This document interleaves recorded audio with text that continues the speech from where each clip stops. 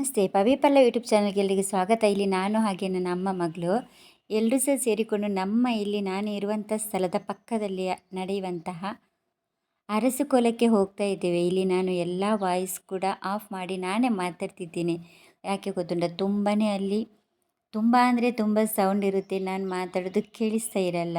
ನಿಮಗೆ ನಾನೊಂದು ನೇಮದ ಅಂದರೆ ನಮ್ಮದು ದೈವದ್ದು ಕೋಲ ಇದು. ಇದಕ್ಕೆ ನಾವು ಜಾತ್ರೆ ಅಂತ, ದೇವರಿದಕ್ಕೆ ಆದರೆ ನಾವು ಜಾತ್ರೆ ಅಂತ ಹೇಳ್ತೀವಿ. ಇದಕ್ಕೆ ನಾವು ನೇಮ ಅಂತ ಕರೆಯುವಂಥದ್ದು. ಇದು ನಾನು ಯಾಕಾಗಿ ವಾಯ್ಸ್ ಎಲ್ಲ ಆಫ್ ಮಾಡಿ ಮಾತಾಡೋದಂದರೆ, ಈಗ ನಾನೀಗ ಕೇವಲ ನಿಮಗೆ ಈ ಜಾತ್ರೆಯ ವಿಡಿಯೋವನ್ನು ಅಪ್ಲೋಡ್ ಮಾಡಿದರೆ ಇದು ಏನು, ಇದು ಎಂತ ಅಂತ ಹೆಚ್ಚಿನವರಿಗೆ ಗೊತ್ತಿರಲಿಕ್ಕಿಲ್ಲ. ಇದು ತುಳುನಾಡಿನವರಿಗೆ ಮಾತ್ರ ಗೊತ್ತಿರ್ಬೋದು. ಅದು ಬಿಟ್ಟು ನನ್ನ ವಿಡಿಯೋವನ್ನು ತುಳುನಾಡಿನವರಿಗಿಂತ ಜಾಸ್ತಿಯಾಗಿ ಬೇರೆ ಕಡೆಯಿಂದ ನೋಡ್ತಾರೆ. ಅದಕ್ಕೋಸ್ಕರ ನಿಮಗೆ ಈ ವಿಷಯವನ್ನು ಕರೆಕ್ಟಾಗಿ ಹೇಳಿ ಮತ್ತು ಈ ವಿಡಿಯೋವನ್ನು ನೀವು ಕರೆಕ್ಟಾಗಿ ನೋಡ್ಬೋದಲ್ವ. ಆ ಉದ್ದೇಶದಿಂದ ನಾನು ಇಲ್ಲಿ ನಿಮಗೆ ವಾಯ್ಸ್ ಓವರ್ ಕೊಡ್ತಾ ಇದ್ದೀನಿ. ದೈವಕೋಲ ನೀವು ನೋಡ್ಬೋದು. ನೀವೆಲ್ಲರೂ ಈಗ ಕಾಂತಾರ ನೋಡಿ ನಿಮಗೆ ಸ್ವಲ್ಪ ಮಟ್ಟಿಗೆ ತಿಳ್ಕೊಂಡಿದ್ದೀರಾ ಅಷ್ಟೇ. ಆದರೆ ಅದಕ್ಕಿಂತ ಜಾಸ್ತಿ ನಿಮಗೇನು ಗೊತ್ತಿರಲಿಕ್ಕಿಲ್ಲ. ಯಾಕೆಂದರೆ ನೀವು ನಮ್ಮ ಕಡೆ ಬಂದು ಹೆಚ್ಚಿನವರು ಇಲ್ಲಿ ವಲಸೆ ಬಂದು ನೆಲೆಸಿದವರಿಗೆಲ್ಲ ಗೊತ್ತಿರ್ಬೋದು.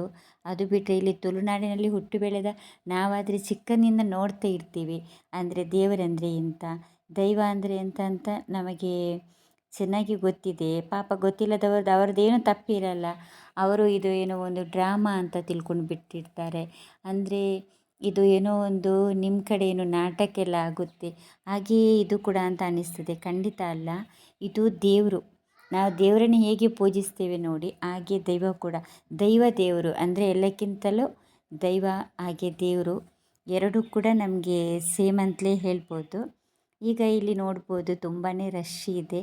ಆದರೂ ಸಹ ನಾನು ಕ್ಯಾಮರಾವನ್ನು ಆದಷ್ಟು ಝೂಮ್ ಮಾಡಿ ನಿಮಗೆ ತೋರಿಸೋ ಪ್ರಯತ್ನ ಮಾಡಿದ್ದೀನಿ. ದೈವ ಅಂದರೆ ಯಾರು? ಇದು ಅರಸು ದೈವ. ಇದ್ರ ಬಗ್ಗೆ ನನಗೆ ಅಷ್ಟಾಗಿ ಗೊತ್ತಿಲ್ಲ.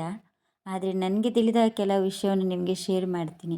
ನಮ್ಮ ಕಡೆ ದೈವ ಅಂದರೆ ಅದೊಂದು ಶಕ್ತಿ. ಅದು ನಾವು ಏನಾದರೂ ಒಂದು ಭಕ್ತಿಯಿಂದ ಬೇಡಿಕೊಂಡ್ರೆ ಖಂಡಿತ ನೆರವೇರಿಸ್ತಾರೆ ನಮ್ಮ ದೈವಗಳು.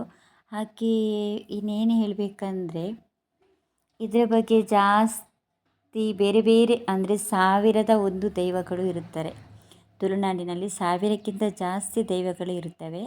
ಅದು ಬೇರೆ ಬೇರೆ ರೂಪದಲ್ಲಿ, ಅದರಲ್ಲಿ ಗಂಡು ಹೆಣ್ಣು ಹಾಗೆ 2 ವಿಧದಲ್ಲಿ ಇರ್ತವೆ. ಹಾಗೆ ಇದು ಅರಸು ದೈವ ಅಂದರೆ ಇದು ಗಂಡು ದೈವ. ಇದು ಎಷ್ಟು ನಮ್ಮ ಹಿಂದಿನ ಕಾಲದಲ್ಲಿ ಅಜ್ಜ ಮುತ್ತಜ್ಜರ ಕಾಲದಿಂದ ನಂಬಿಕೊಂಡು ಬಂದಂತಹ ದೈವ.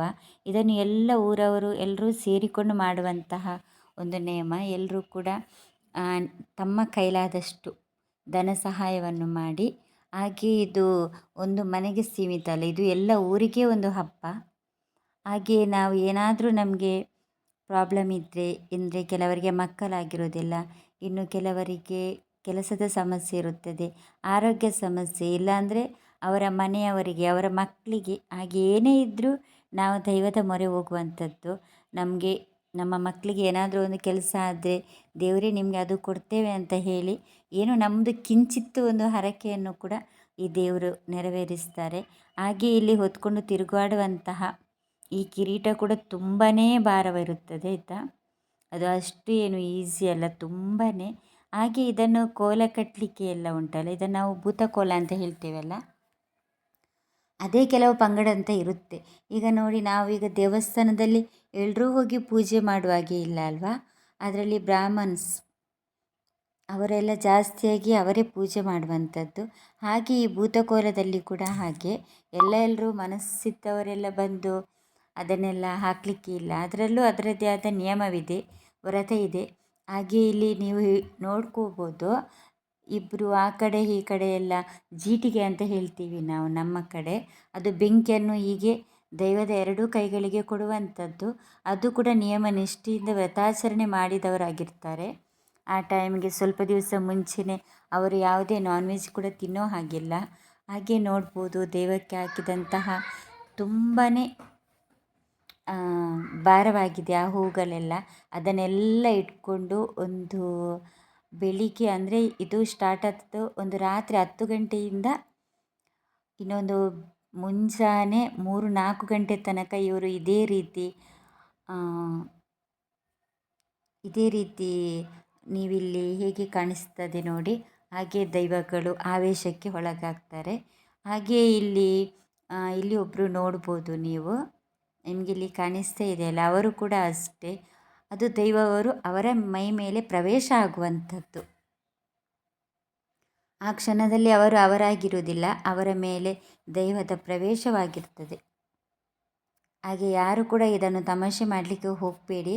ಕೇವಲ ಇದು ವಿಡಿಯೋ ಎಂಡ್ ಆಗಲ್ಲ, ಇನ್ನೊಂದು ವಿಡಿಯೋ ಇದರ ಹಿಂದೆ ಮಾಡ್ತೀನಿ. ಆದರೆ ಅರಸು ದೈವದ ಕೋಲ ಇಲ್ಲಿಗೆ ಲಾಸ್ಟ್ ಆಗುತ್ತೆ. ಮುಂದೆ ನಾನು ನೋಡುವ ಕೊಡವಂತಾಯನ ಕೋಲ ಇದೆ. ಹಾಗೆ ನಮ್ಮ ಕೋಟಿ ಚೆನ್ನಯ್ಯ ನೇಮ ಕೂಡ ನಡೀಲಿಕ್ಕಿದೆ. ನಾನು ಅಲ್ಲಿಗೆ ಹೋಗಿ ಆದಷ್ಟು ವಿಡಿಯೋ ಮಾಡಲಿಕ್ಕೆ ಟ್ರೈ ಮಾಡ್ತೀನಿ. ಹಾಗೆ ನನ್ನ ವಿಡಿಯೋವನ್ನು ಇನ್ನೂ ಕೂಡ ನೀವು ಆದಷ್ಟು ಶೇರ್ ಮಾಡಿ, ಸಪೋರ್ಟ್ ಮಾಡಿ. Thank you so much.